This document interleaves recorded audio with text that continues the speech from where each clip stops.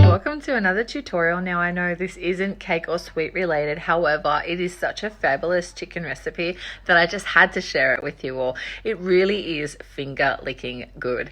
Now it's very important that you do use the buttermilk. Don't substitute for egg or anything else. When you soak the chicken in buttermilk, it's going to make it really moist and tender. So when you fry that chicken, it's got that gorgeous crunch on the outside, and then it contrasts with a really juicy chicken wing on the inside. It's not dry. And if you want to make it spicy, feel free to go ahead, add chili powder. You can add extra paprika. It is quite a flexible and forgiving recipe. So what I do with mine is once I finish frying, I just give it a little sprinkle of salt on the outside as well. And I'm telling you, the celery salt in this really makes this recipe happen. So I have a full chicken wing here, and I want to cut it into a drumette and a wingette and slice off the wingtip. So I have the wingtip facing my right and cutting down, and I have the wingtip on my right facing down, and there you have it. That's a drumette, that's a wingette.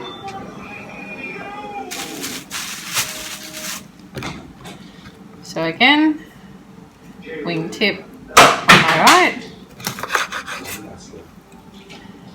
wingette on my right, and continue to cut all your chicken pieces now. Now that you have cut all your chicken wings into wingettes and drumettes, we want to be coating it in buttermilk. So giving your buttermilk a good shake. There's no set amount of how much buttermilk you put in, you just want to be covering everything. So I had about more than half in here, and I've just used it all. And so you don't want to just pour it on, you want to make sure that you thoroughly soak every piece of the chicken into the buttermilk, because later our spices are going to adhere to the buttermilk. So we're just going to make sure it's thoroughly coated, and then we're going to leave it in the fridge for 24 hours is best, but if you don't have 24 hours, just leave it as long as you can. I try to do mine overnight, however it's the morning here at the moment and I want to be using this evening, so mine's just going to be soaking for about 8 hours.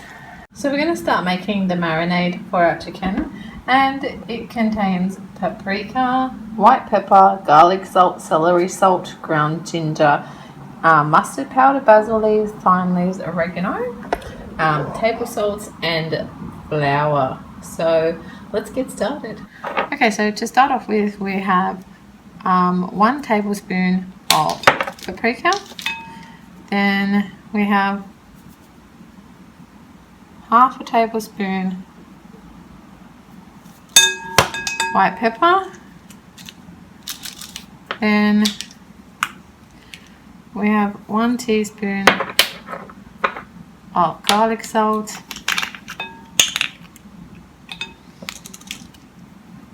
1 teaspoon of the celery salt, 1 teaspoon of the ground ginger,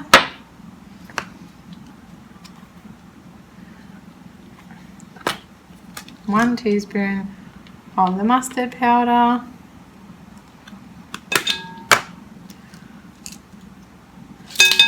and then we have half a teaspoon of basil leaves, half a teaspoon of thyme, half a teaspoon of oregano,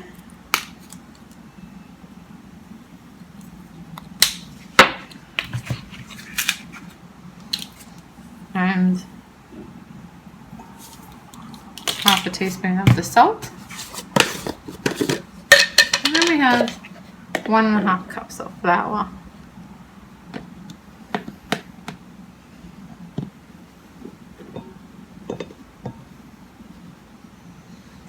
And we're just going to whisk this together so that it's all nice and combined. we now have our batter to marinate the chicken. Okay, so I have my oil in my pan heating up while I do this, and you want to wear gloves because it's messy. And we're simply just dunking our chicken, giving it a nice good coat, making sure it's evenly covered.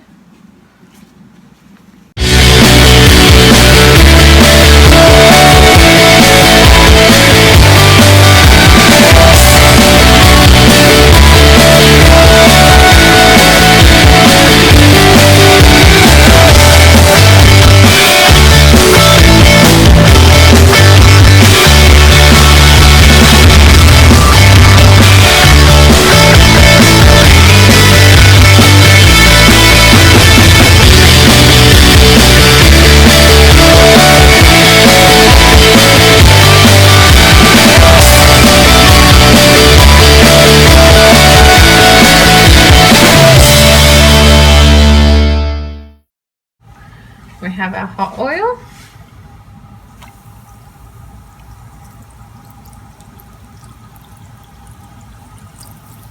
And we don't want it to burn,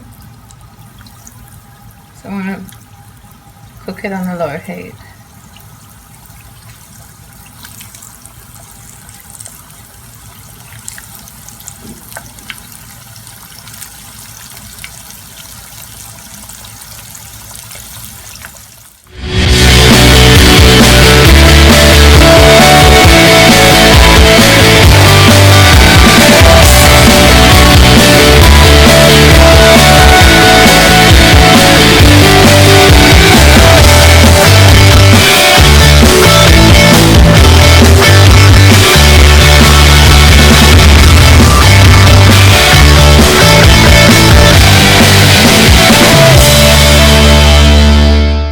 Another variation with this recipe is making chicken burgers. So what I do is I get some chicken thigh fillets and then I bash them out really nice and thin with the meat tenderizer, coat it in the exact same batter. Because it's nice and thin, you don't have to fry it too long. And then I put it on a bun with some fresh homemade coleslaw, and it tastes amazing. So if you guys want a really good chicken burger, you could try that too.